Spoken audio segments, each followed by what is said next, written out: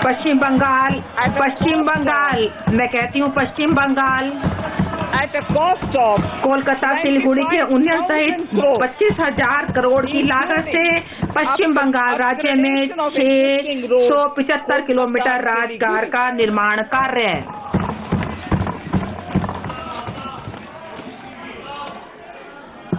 National Highway Works of around 19,000 crores। Assam राज्य में इस समय लगभग 19,000 करोड़ रुपए के राष्ट्रीय राजमार्ग निर्माण कार्य आसाम में चल रहे हैं। इसके अतिरिक्त राष्ट्रीय राजमार्गों के 1300 किलोमीटर से अधिक को कवर करते हुए 34,000 करोड़ रुपए से अधिक के निर्माण कार्य आगामी 3 वर्षों में राज्य में निष्पादित किए जाएंगे। Some of the flagship corridors, कुछ फ्लैगशिप कॉरिडोर और अन्य महत्वपूर्ण परियोजनाएं जिनमें 2021-22 में पर्याप्त कार्यकलाप दिखाई देंगे, अनुबंध 2 में दी गई हैं मेरे भाषण के।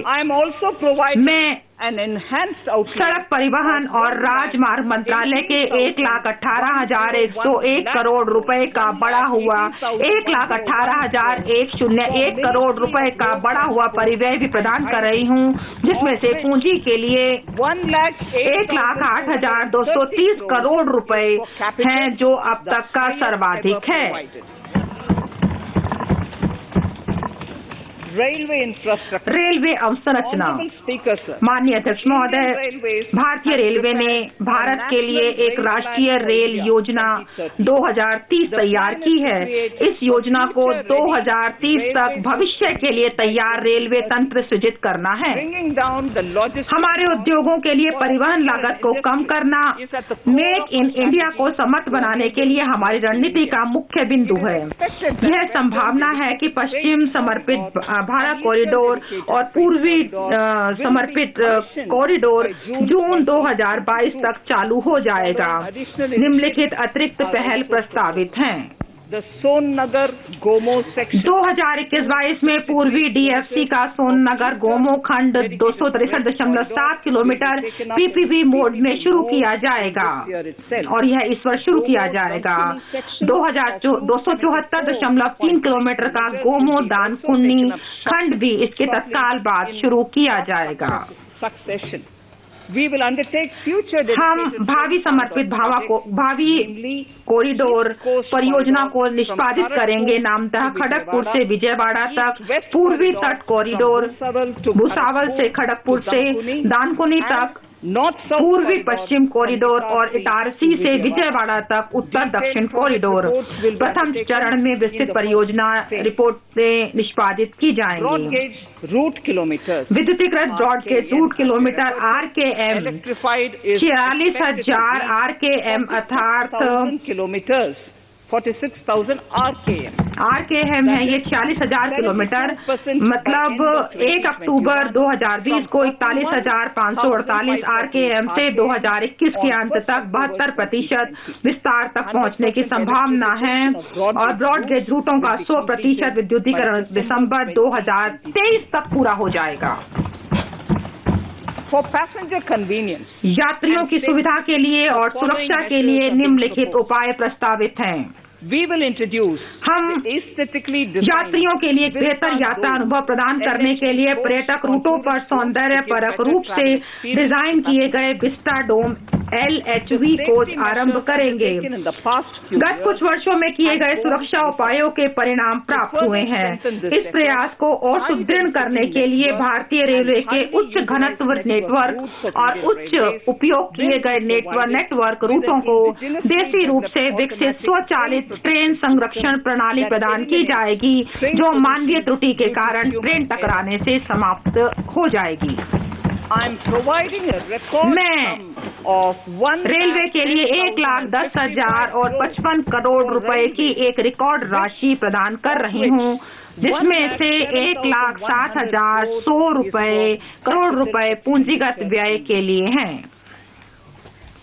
urban infrastructure. शहरी We अवसंरचना। will work towards हम मेट्रो रेल नेटवर्क के विस्तार और सिटी सेवा बस सेवा की वृद्धि के माध्यम से सार्वजनिक परिवहन के हिस्से को बढ़ाने के लिए कार्य करेंगे।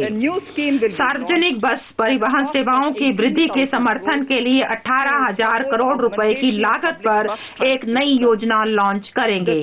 यह योजना 20,000 से अधिक बसों के लिए वित्त अधिग्रहण, प्रचालन और रखरखाव के लिए निजी क्षेत्र के प्लेयरों को सक्षम बनाने के लिए नव प्रवर्तनकारी पीपीपी मॉडलों की तैनाती को सुकर बनाएगी।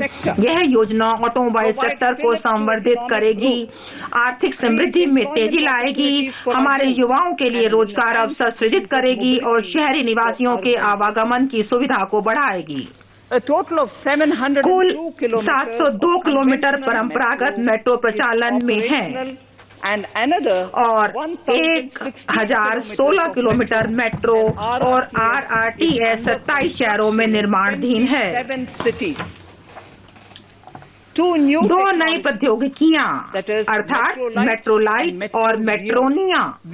मेट्रोनियो समान अनुभव सुविधा के साथ अपेक्षाकृत कम लागत पर मेट्रो रेल तंत्र प्रदान करने के लिए तथा टियर 2 शहरों में सुरक्षा तथा टियर 1 शहरों के परिधि क्षेत्रों में तैनात की जाएगी।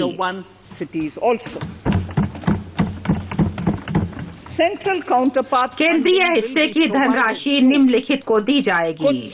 कोच्चि मेट्रो रेलवे फेज 2 जिसकी लंबाई 11.5 किलोमीटर और लागत 1,957.05 करोड़ रुपए होगी। चेन्नई मेट्रो रेलवे फेज 2 जिसकी लंबाई 118.9 किलोमीटर और लागत 63.246 करोड़ रुपए होगी।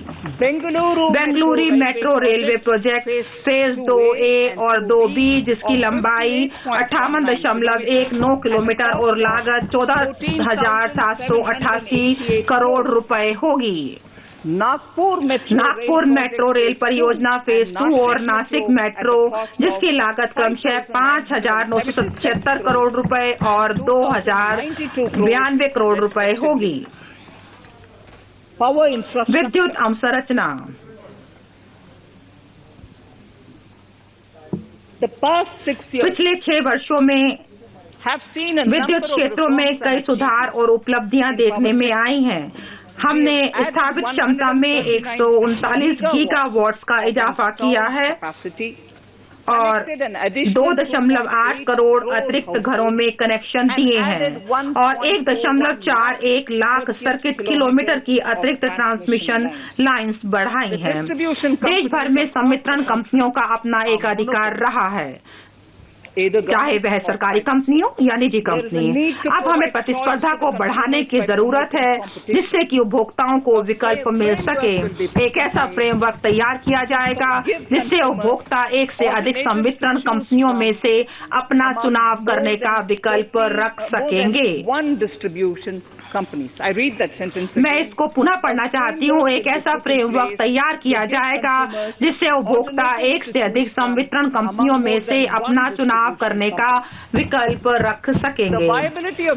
इन संवितरण कंपनियों की व्यवहारिता के प्रति बहुत बड़ी चिंता है। आने वाले 5 वर्षों में 3,05,984 करोड़ रुपए के परिव्यय से एक परिष्कृत एवं सुधार आधारित तथा परिणाम संबद्ध विद्युत वितरण योजना 5 वर्ष में शुरू की जाएगी।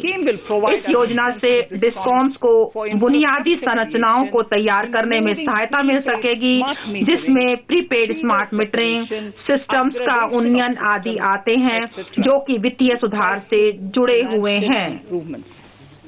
प्रधानमंत्री जी ने नवंबर 2020 में तीसरे री इन्वेस्टमेंट कॉन्फ्रेंस में बोलते समय एक वृहद राष्ट्रीय हाइड्रोजन एनर्जी मिशन को तैयार करने की योजना की घोषणा की थी। अब 2021-22 में एक हाइड्रोजन एनर्जी मिशन शुरू करने का प्रस्ताव किया गया है जिसके तहत ग्रीन पावर स्रोतों से हाइड्रोजन को पैदा किया जा सकेगा पोत नौवहन जलमार्ग, बड़े बड़े पत्तन जो कि अपने संचालन सेवाओं को खुद देखते हैं, अब एक ऐसे मॉडल के रूप में सामने आएंगे जिसका प्रबंधन इसके निजी भागीदार द्वारा किया जाता होगा।